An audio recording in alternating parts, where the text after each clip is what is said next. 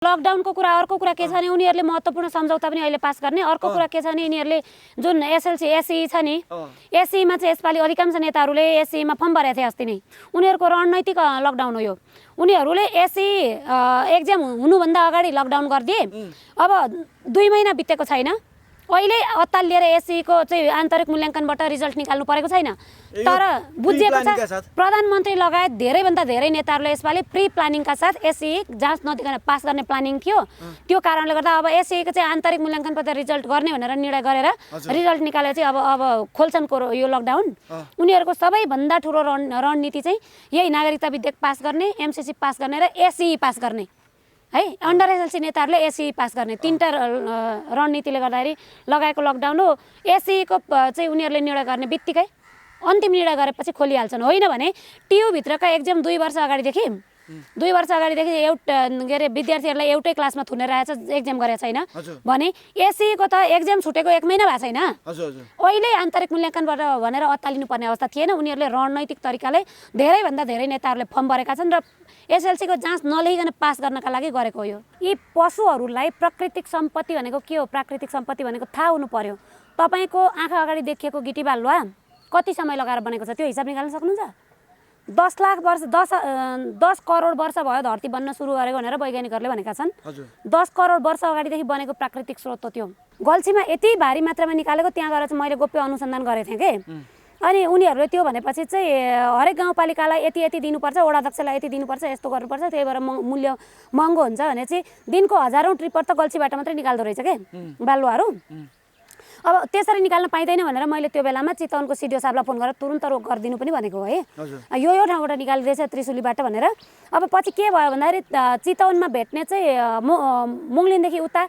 17 kilo र केराबारी भन्ने ठाउँबाट गिटी बालुवा निकालियो खोलाबाट त्रिशुलीबाट भयङ्कर मात्राका पोखरी बने क्या त्यहाँ हिउँदभरि निकाले चाहिँ ठुल्ठुला खाडल बने वर्षामा जताततै काठमाडौँदेखि लिएर जताततैको पानी त्यहाँ पुग्छ है हरेक जिल्लाको पुग्छ पोखरादेखिको पनि आउँछ होइन अनि त्यो भएपछि भयङ्कर ठुलो दह जम्न गयो र अनि एक्कासी त्यो दह फुटेर गएपछि चितवनको पुछारको सबै बस्ती उडाइदियो है जमिनै उडाइदियो हजारौं बिघा जमिन उडाइदियो त्यसको जवाबदेही रेणुदालले बन्नु परेन त्यहाँ नेपालको प्राकृतिक सम्पदा सम्पत्ति सम्पूर्ण कुरा नष्ट गर्ने अनि विदेश पलायन हुने यस्तालाई पालेर बसेका छौँ हामी यिनले नष्ट नगरेर के गर्छन् त जनताको विद्रोह खै भनेपछि आफ्नो कार्यकर्ता पाल्ने मात्रै काम गरिरहेको कार्यकर्ता पाल्ने होइन विदेशी पाल्ने कार्यकर्ता पालेका भए त हुन्थ्यो नि इन्डियन पाल्ने होइन इन्डिया सरकार पाल्दिने केपी ओली आए पनि प्रचण्ड आए पनि अनि शेरबहादुर आए पनि उनीहरूका एजेन्डा लागू गर्दिने यसपालिको बजेट यति बुझ्नुस् यही एजेन्डाबाट बुझ्नुस् चुरेको एजेन्डा र गिटी बालुवा निष्कासन गर्ने एजेन्डाबाट बुझ्नुस् यसपालिको बजेट सिङ्गै थप्पेका एजेन्डा जति इन्डियाबाट आयो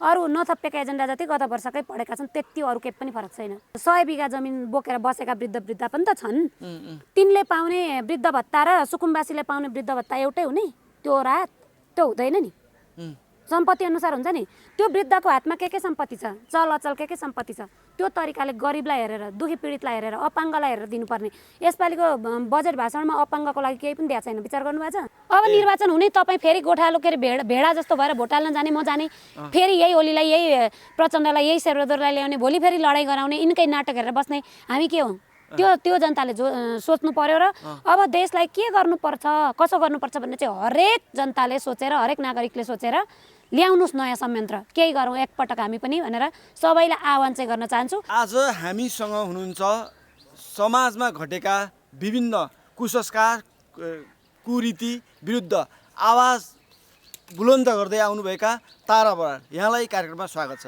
नमस्कार धन्यवाद हजुर आराम हुनुहुन्छ छैन आराम ठिकै देशमा कोरोनाले आक्रान्त परेको स्थिति छ यस्तो अवस्थामा पनि सरकारले बजेट प्रस्तुत गरेको छ यसलाई कसरी हेर्नु भएको छ बजेट प्रस्तुत हेर्दाखेरि एक प्रकारले यो सरकारले बजेट ल्याउन पनि पाउँदैन यसरी अहिले हैन हजुर उसको विघटन संसद विघटन गरे चाहिँ सर्वोच्च मुद्दा छ अब सबैभन्दा ठुलो कुरा ओलीले जेमा पनि आफ्नो नाम लेखाउनु पर्ने र आफ्नो स्वार्थ पुरा गर्नुपर्ने हो अब बजेट ठुलो कुरा भएन बजेट अरू बेलाको समयमा ल्यायो तर देशको हितमा आयो कि अहितमा आयो हैन के पायो र के गुमायो भन्ने कुरा हो हामीले हेर्ने है अब सालाखालामा हेर्दाखेरि बजेट 3 वर्ष अगाडिदेखि एउटै दोहोऱ्याएको छ तर वर्षेनी त्यहाँ चाहिँ भारी मात्रामा बजेट छुट्याएको छ रकम छुट्याएको छ त्यो रकम कहाँ जाँदैछ भनेर खोजी गर्ने जनता कोही पनि छैन है कुनै पनि नयाँ बजेट छैन।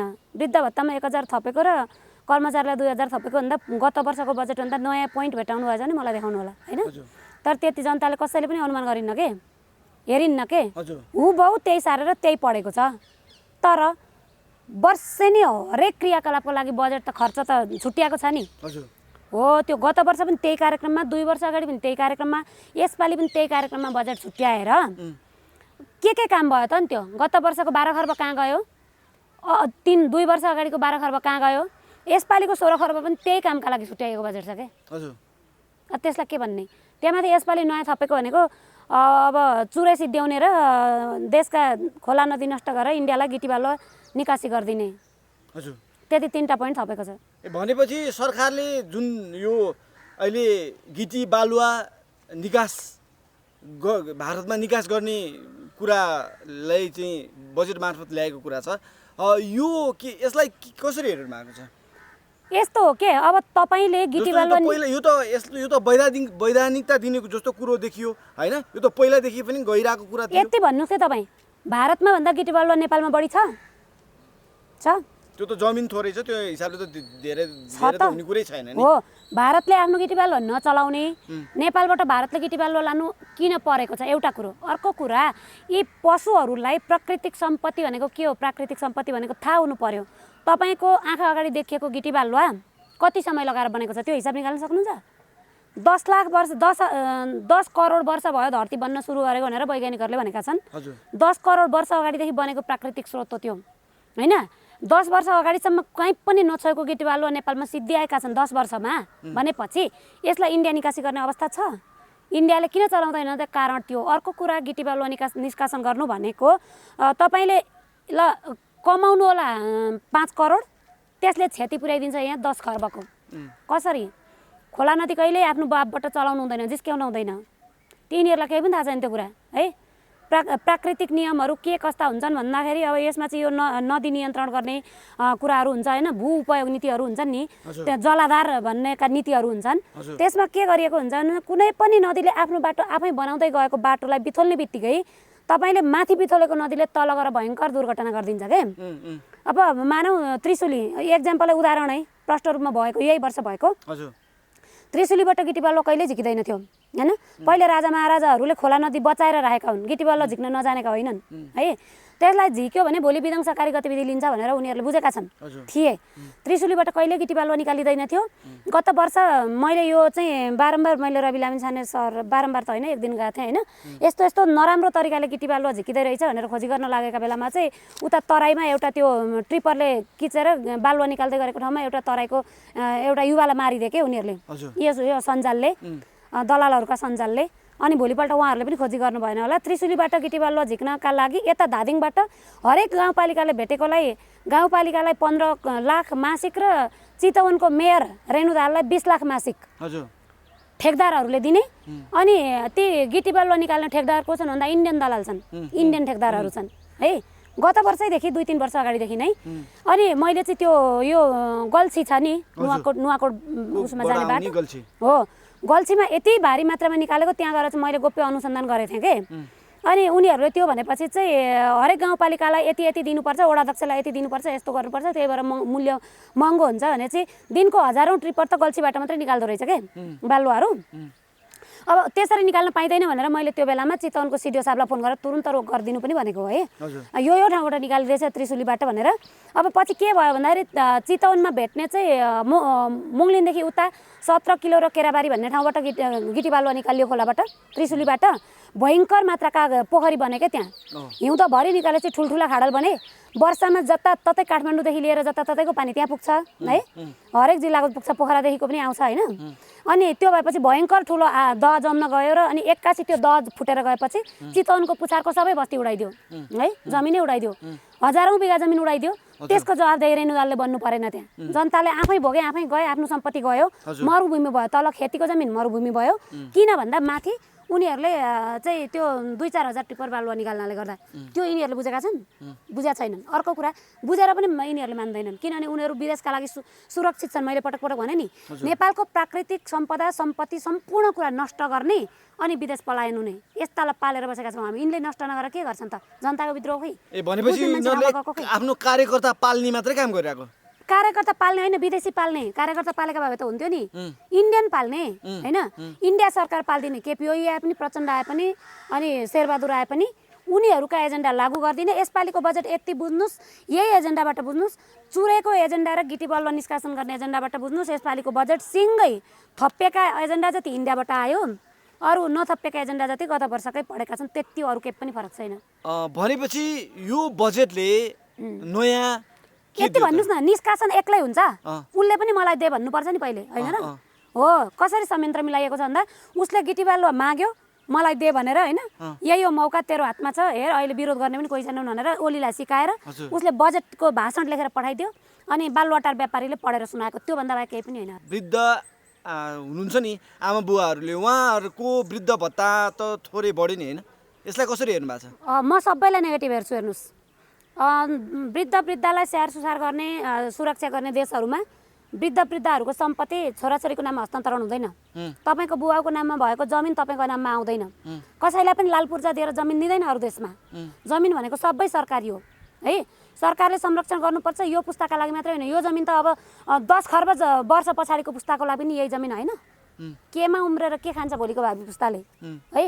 नेपालमा अब जमिन सारा सिद्ध्याएको छ। बाउको नामको जमिन छोराछोरीले चाहिँ मुद्दा लडेर लिने, ती छोराछोरीले बाउआमालाई केही दिनु नपर्ने।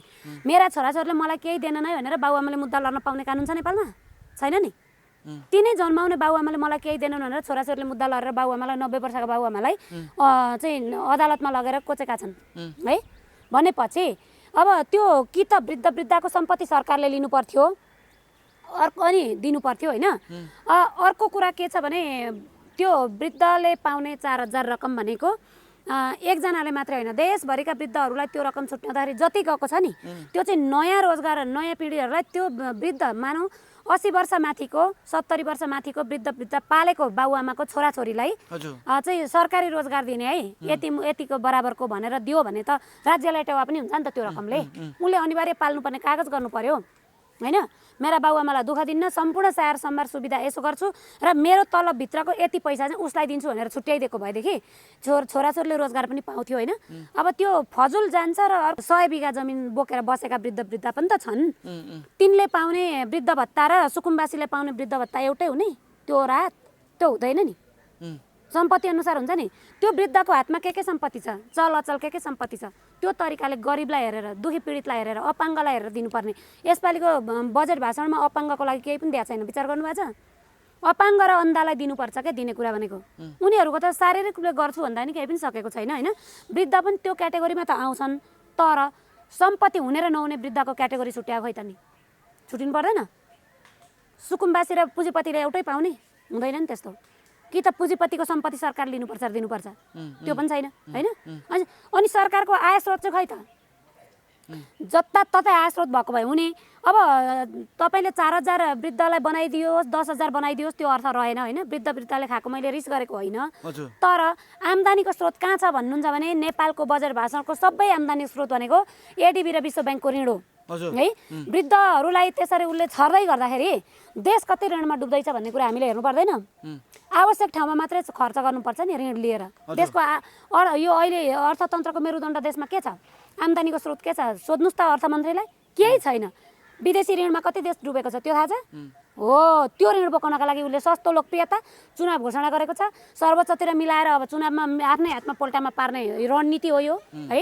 यसका लागि चाहिँ अब वृद्ध भत्ता बढ्यो भनेका आधारमा ओलीलाई भोट जाला, यही मान्छेले फेरि कुर्सी लैजान्छ। भोलिको नाटक पनि यही गर्छ, अरूसँग लडाइँ गर्नेका मान्छे यही हो। यीभन्दा बाहेक चुनाव गरेपछि अनि अरू आउँदैनन्।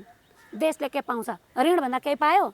वृद्ध भत्ता बढाउँदा अरू कुरा जे गर्दाखेरि पनि देशले ऋणभन्दा बाहेक केपी ओलीबाट केही पनि पाएन।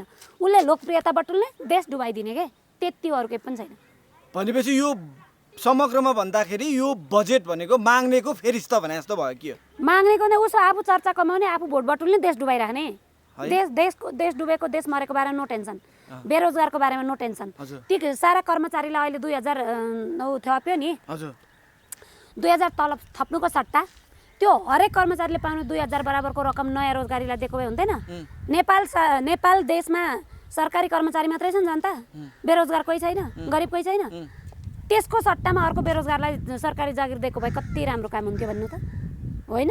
सरकारी कर्मचारीले त जति भए पनि खान्छ नि, खानै नपाउनेको अवस्था कस्तो छ? कति % सरकारी कर्मचारी छन् निकाल्नु भएको छ डाटा? निकाल्नु भएको छ? 5% पनि छैन क्या सरकारी कर्मचारी। 5% को कुरा छोडिदिनु, 1% पनि छैन। 1% पनि छैन। अनि भए जति सुविधा सरकारी कर्मचारीलाई निशुल्क स्वास्थ्यको सुविधा, निशुल्क शिक्षाको सुविधा, अनि सरकारी कर्मचारीकै छोराछोरीलाई 5-5 लाखको ऊ चाहिँ छात्रवृत्ति पढाइमा, होइन? अनि 10 दिनको भत्ता सहित, होइन? अनि तलब सहित घुम्ने व्यवस्था सरकारी विद्यार्थीको लागि ल्यापटप किन्नलाई 1% ब्याजमा सुन्नु न, फ्रिज र वासिङ मेसिनका लागि ऋण किन दिनुपर्छ सरकारले? ट्याक्स किन कटौती गर्ने भन्दा उसले गरेको व्यापार त इन्डिया र अमेरिकाको हो कि होइन त? इन्डिया र अमेरिकाका वासिङ मेसिन र फ्रिज बिकुन् भनेर ट्याक्स कटौती केबाट आम्दानी उठाउँछ अरे त सरकारले? खाद्यान्नबाट ट्याक्स लिने, जनताले एक थाक नखाँदाखेरि नबाँच्ने अवस्थाको खाद्यान्नबाट ट्याक्स लिने, अनि रेफ्रिजरेटर र वासिङ मेसिनमा ट्याक्स नलगाउने भनेको उनीहरूको व्यापार गरिदिएको।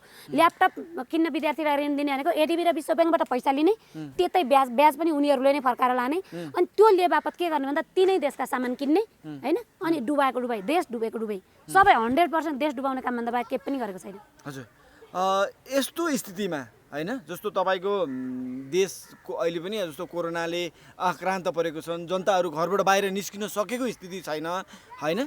अब जनताहरू अब खानाको लागि चामल खोज्नलाई 1-2 जना यसो उभिएको देख्नु हुँदैन, राहत दिने हो, राहत लिएर आएको हो भनेर सोधिरहेको स्थिति छ।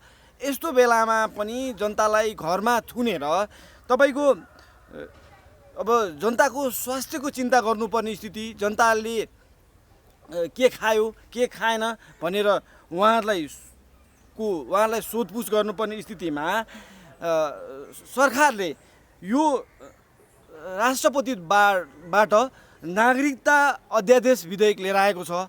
यसलाई कसरी हेर्नु भएको छ? यो बेला चाहिँ नागरिकता अध्यादेश ल्याउनु पर्ने बेला हो?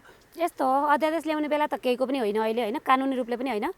तर नेपाली जनतालाई एक प्रकारले म तपाईँको यो मिडियाबाट सार्वजनिक रूपमा ठिक्क पर्यो भन्न पनि चाहन्छु के। अब जहिले हामीले सिकाएर त हुन्न नि सत्ता चलाउनेलाई, होइन? हामीले सिकाएर मात्रै सत्ता चल्दैन। तर भोट हाल्ने बेलामा, है, चुनाव आएको बेलामा चाहिँ सही व्यक्ति छान्नु पर्यो, पार्टीमा झुन्डिन भएन। जहिले चुनाव आएको बेलामा मेरो पार्टी मेरो नेता भन्ने जनताले यो भोग्नै पर्छ, होइन? तर यसपालिदेखि नेपाली जनताले पाठ पनि सिक्नुपर्छ। देश हामीले डुबाएको, नेताले होइन, जनताले डुबाएको। जनताले कुख्यात प्रतिनिधि र पार्टीलाई छान्नाले गर्दा आज देशको अवस्था यो आएको हो। विद्या भण्डारी र केपी ओलीलाई जनताले चुनेको हो नि, तपाईँलाई कुटेर त गएका होइनन्। तर अब त चेत्नुपर्छ नि, विद्या भण्डारी र केपी ओलीलाई चाहिँ चुनेको हो, विद्या भण्डारीले त होइन होला। अब समानुपातिक स्वीकार गर्नु भनेको पनि होइन, हामीले स्वीकार गरेको हो नि। भोट हाल्नु भएन, मैले पनि भोट हालिन। विद्या भण्डारीलाई दिएको पोस्टका लागि हामीले स्वीकार गरेको त हो नि। समानुपातिक ल्याउनु भनेको अबको निर्वाचनमा मैले भनेछु, अबको निर्वाचनमा केपी ओली, शेरबहादुर प्रचण्ड, विद्या भण्डारी सबै समानुपातिकबाट झुन्डेर आउने हुन्। यिनै हुन् कि अबको दशकौँ नभनौँ, यी कहिलेसम्म बाँच्छन्, होइन? यी आन्द्रा, भुँडी, मृगौला, मुटु, आँखा जे फेरेर जहिलेसम्म बाँच्छन् पाटपुर्जा फेरेर, त्यो बेलासम्म देश भनेको यिनकै हातमा हो। तर कहाँ जान्छ त देश? देशको अस्तित्व चाहिँ सिद्धिन्छ, होइन? अधिकार चाहिँ यिनका हातमा मात्रै रहन्छ के हो। त्यो अवस्थामा अब अध्यादेश ल्याउन त हुँदैन थियो, तर मौका यो हो नि त। उनीहरूले त जनतालाई थुनेर त लागे। अहिले कोरोनाको कारणले थुनेको होइन नि। कोरोना आतङ्क दुनियाँले भनेको छ, मैले हिजो भनेको छु, केपी ओली र विद्या भण्डारी आतङ्क यो है, कोरोना आतङ्क होइन। उनीहरूले मौका छोपे कि यो अवस्थामा जनता सुताउनु पर्छ र इन्डियाका अमेरिकाका एजेन्डाहरू पास गर्नुपर्छ। जनता सुताउँदा मात्रै सुत्दैनन्, के गर्नुपर्छ? थला बसाउनुपर्छ। थला बसाउनु के गर्नुपर्छ भन्दा मर्ने इन्जेक्सन हानिदिनुपर्छ। मैले खुल्ला रूपमा बोलेको छु, होइन? मर्ने इन्जेक्सन नहानिकन जनता ओछ्यानमा सुताउन सकिँदैन। जनतालाई नसुताइकन त अरूलाई घरभित्र थुन्न सकिँदैन। मारिदिनु पर्यो 2-4 जना हानेर। त्यो बाँच्ने राम्रो स्वास्थ्य अवस्थाका व्यक्तिहरूलाई उनीहरूले इन्जेक्सन हानेर मारेर एजेन्डा पास गर्दैछन् खुरुखुरु। चाहिँ अब नेपाली जनताले त अब त जान्नुपर्छ नि, पाठ सिक्नुपर्छ नि। तर सिक्दैन नेपाली जनताले। मैले त्यो बोलिराख्दाखेरि, अहिले यो कुरा बोलिराख्दाखेरि यही भित्र मलाई गाली गर्ने हजारौँ लाखौँ झोलेहरू निस्किन्छन् तपाईँको कमेन्टमा, है? जसलाई के हुँदैछ भनेर थाहा छैन के। तर चियानमा जाने दिन मात्रै हामीले बुझेर त हुँदैन नि। नाना थरी कमेन्ट मात्रै गर्छौँ, बुझ्नु छैन। बेला हुँदै हामीले सोचौँ न भन्दाखेरि नेपालीलाई लाग्दैन भने चाहिँ नेपालीले खोजेको त यही हो नि त, अनि पाइरहेको छ। तर तिनका घानमा, मूर्खहरूको घानमा हामी पनि पर्यौँ, सर्वसाधारण नागरिक पनि पर्यो, सोझा सादा जनता पनि पर्यो हैन, रोगी दुखी गरिब पीडित अपाङ्गहरू पनि पर्यो भन्नेमा पो हामीलाई चिन्ता हो। नत्र त यी पार्टीका झोलेहरूले त जुन अवस्था ल्याइरहेका छन् अहिले, भोलि नेपालीहरूले भोग्नुपर्ने जुन दशा छ नि, त्यो तिनलाई मात्रै आइलाग्थ्यो भने हामी चुप लाग्दा हुन्थ्यो के। तर आई चाहिँ फेरि उनीहरूभन्दा बढी नजान्नेलाई लाग्छ, अशिक्षितहरूलाई नबुझेकालाई लाग्छ, जो कमजोर त्यसैलाई त अब त्यो भइहाल्यो। त्यही भएको कारणले हामीले चाहिँ गाली खाए पनि जेसुकै होस् जनचेतना जगाउने अभियान हो, काम हो हैन। अरू कुरा अब हाम्रो हातमा न अधिकार छ, न सत्ता छ, न शक्ति छ। हाम्रो हातमा सत्ता र शक्ति हुनु भने यस्तै देश चाहिँ बनाइदैन, सिधा कुरा। तर हामी जस्ता व्यक्ति बोल्दाखेरि त यहाँ गाली मात्रै खाइन्छ, सपोर्ट पाइँदैन नि त। अनि के होस् त यो देश? सरकारले जस्तो धेरै अगाडिदेखि लकडाउन गर्दै आएको स्थिति थियो, अस्तिबाट केही खुकुलु गरेको स्थिति छ हैन? हजुर, यसलाई चाहिँ कसरी हेर्नुहुन्छ तपाईले? त आफ्नो यस्तो यो लकडाउनको कुरा, अर्को कुरा के छ भने उनीहरूले महत्त्वपूर्ण सम्झौता पनि अहिले पास गर्ने। अर्को कुरा के छ भने यिनीहरूले जुन एसएलसी एसई छ नि, एसईमा चाहिँ यसपालि अधिकांश नेताहरूले एसईमा फर्म भरेको थिए अस्ति नै। उनीहरूको रणनैतिक लकडाउन हो यो। उनीहरूले एसई एक्जाम हुनुभन्दा अगाडि लकडाउन गरिदिए। अब 2 महिना बितेको छैन, अहिले अत्तालिएर एसईको चाहिँ आन्तरिक मूल्याङ्कनबाट रिजल्ट निकाल्नु परेको छैन। तर बुझिएको छ प्रधानमन्त्री लगायत धेरैभन्दा धेरै नेताहरूले यसपालि प्री प्लानिङका साथ एसई जाँच नदिकन पास गर्ने प्लानिङ थियो। त्यो कारणले गर्दा अब एसईको चाहिँ आन्तरिक मूल्याङ्कनबाट रिजल्ट गर्ने भनेर निर्णय गरेर रिजल्ट निकालेर चाहिँ अब खोल्छन् यो लकडाउन। उनीहरूको सबैभन्दा ठुलो रणनीति चाहिँ यही नागरिकता विधेयक पास गर्ने, एमसिसी पास गर्ने र एसई पास गर्ने है। अन्डर एसएलसी नेताहरूले एसई पास गर्ने, तीनटा रणनीतिले गर्दाखेरि लगाएको लकडाउन हो। एसईको चाहिँ उनीहरूले निर्णय गर्ने बित्तिकै अन्तिम निर्णय गरेपछि खोलिहाल्छन्। होइन भने टियुभित्रका एक्जाम 2 वर्ष अगाडिदेखि एउटा के अरे विद्यार्थीहरूलाई एउटै क्लासमा थुनेर आएछ, एक्जाम गरेको छैन भने एसईको त एक्जाम छुटेको 1 महिना भएको छैन। अहिले आन्तरिक मूल्याङ्कनबाट भनेर अत्तालिनु पर्ने अवस्था थिएन। उनीहरूले रणनैतिक तरिकाले धेरैभन्दा धेरै नेताहरूले फर्म भरेका छन् र एसएलसीको जाँच नलेखिकन पास गर्नका लागि गरेको हो यो, अरू के पनि होइन। हेर्नु होला भोलि पर्सि कहाँबाट कसले भरेछन् भनेर। तर यो गोप्य राखिन्छ, कहाँबाट कसले पास गरे भनेर रिजल्ट आउट हुँदैन। यस्तो हुन्थ्यो अब कुन स्कुलबाट कतिजनाले पास गरे भन्नेमा विवरण निस्किन्थ्यो होइन। अब आन्तरिक मूल्याङ्कनबाट त 100% पास गरेको हुनु पर्यो। कसैले कसैको सार्वजनिक रिजल्टै खोज्दैन यसपालि। त्यही भित्रमा उनीहरू चाहिँ त्यही गोलमालमा मिसिएर नेताहरू पास हुँदैछन् कि सब पास हुने भयो। धेरै धेरै सबैजनाले अहिले यो गरेका छन्। भएभरका जति पनि अन्डर एसएलसी नेताहरू थिए हजुर, उहाँहरूको चाहिँ सुनुवाई यो लकडाउनले गरिदिनु भयो नि त। संसददेखि लिएर मन्त्रीदेखि लिएरले फर्म भरेको छ। यो लकडाउन पनि अब एसईको परीक्षाको जुन नतिजा प्रकाशित भएपछि लकडाउन पनि खुल्ने भयो। नतिजा प्रकाशित पनि गर्नु परेन, अन्तिम निर्णय गरे नि। अब अन्तिम निर्णय चाहिँ सबैबाट स्वीकृति भइसके पछाडि अब उनीहरूको रिजल्ट आइसक्यो, पास हुन्छन् त्यहाँभित्र। कुन दिन गर्ने, के गर्ने, विद्यालयले कति दिएर नम्बर दिएर पठाउने भन्ने त अझ बाँकी नै छ नि। त्यो बेलासम्म थुन्दैनन्। आन्तरिक मूल्याङ्कनबाट गर भनेपछि खोलिदिन्छन् निर्णय गरेपछि। केही समय अगाडिदेखि तपाईँले राजालाई हत्या गर्ने एउटा षड्यन्त्र हुँदैछ, कोरोनाको दोष देखाएर चाहिँ हत्या हुने षड्यन्त्र हुँदैछ भनेर भनिरहनु भएको थियो होइन। सरस्वती हेर्दा हो कि जस्तो पनि लाग्थ्यो। जस्तो अहिले राजा ज्ञानेन्द्र स्वस्थ र उहाँकी धर्मपत्नी स्वस्थ भएर चाहिँ फर्किसक्यो, निर्मल निवास फर्किसकेको स्थिति छ होइन। सिधा कुरा सुन्नुस्, हामी नबोलेको भए केही हुन सक्थ्यो, जनताको विद्रोह नभएको भए केही हुन सक्थ्यो। उनीहरूलाई प्लानिङ फेल भयो भनौँ न। प्लानिङ फेल भएको भनेपछि तपाईँले वीरेन्द्र होइन ज्ञानेन्द्रको कुरा हो होइन। तर उनीहरूको प्लानिङ फेल भयो। तर कुनै न कुनै संयन्त्रबाट अझै पनि छोड्नेवाला चाहिँ छैनन्। त्यो टिममा संलग्न जति पनि डाक्टरहरू थिएन उहाँलाई धन्यवाद दिने कि नदिने? होइन, अहिलेलाई धन्यवादै दिने डाक्टरहरूलाई होइन। घटना त घटेन नि, बचाइदिएकोमा त धन्यवाद दिनु पर्यो नि, मुरी धन्यवाद दिनु पर्यो। तर मरेको भए हामी कारबाहीमा लान चाहिँ सक्ने थिएनौँ, मारेका भए है। त्यही भएर उहाँहरूलाई त अहिले त धन्यवादै दिनुपर्छ। हजुर, हामी अहिले अन्तमा छौँ। यतिखेर मैले तपाईँलाई सोध्न छुटेका र तपाईँले भन्न चाहेका केही कुराहरू छन् भने राखिदिनु सक्नुहुन्छ?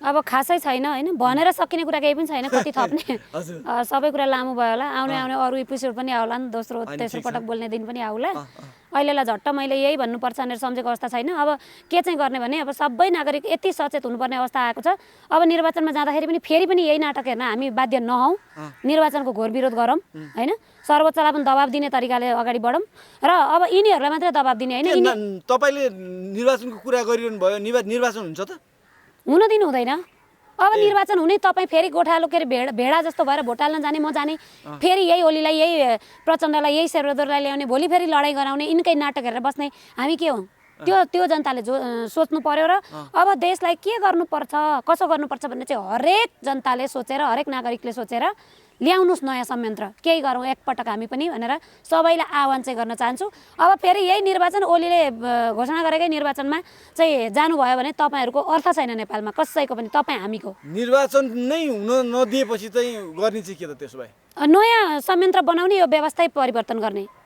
व्यवस्था यो गणतन्त्र परिवर्तन गर्ने धर्मनिरपेक्षता परिवर्तन गर्ने यो सङ्घीयता फ्याँकिदिने होइन त्योतिर गयौँ भने अलिकति देशको आयु लम्ब्याउन सकिन्छ व्यवस्थाको नै परिवर्तन गर्ने कुरा गर्नु व्यवस्था परिवर्तन नगरी त के चाहिँ ल्याउनुहुन्छ त भन्नु त यहीँभित्रबाट नयाँ आउने के आशा छ त आउँथ्यो भने त देखिसक्थ्यो त अहिलेसम्म हजुर बाँकी छ त केही हिजोभन्दा आज भ्रष्ट अस्तिभन्दा हिजो भ्रष्ट भएपछि अब आशा गरेर हामी यसै मर्ने त्यो त हुन्न नि जे देख्यौँ हिजोसम्मका लागि राम्रो प्रयोगात्मक प्रयोगसिद्ध पास भइसकेको व्यवस्था अब ल्याउनुपर्छ हस् समय दिनुभयो यसका लागि यहाँलाई मुरी धन्यवाद हस् नमस्कार धन्यवाद समाजको आवाज.com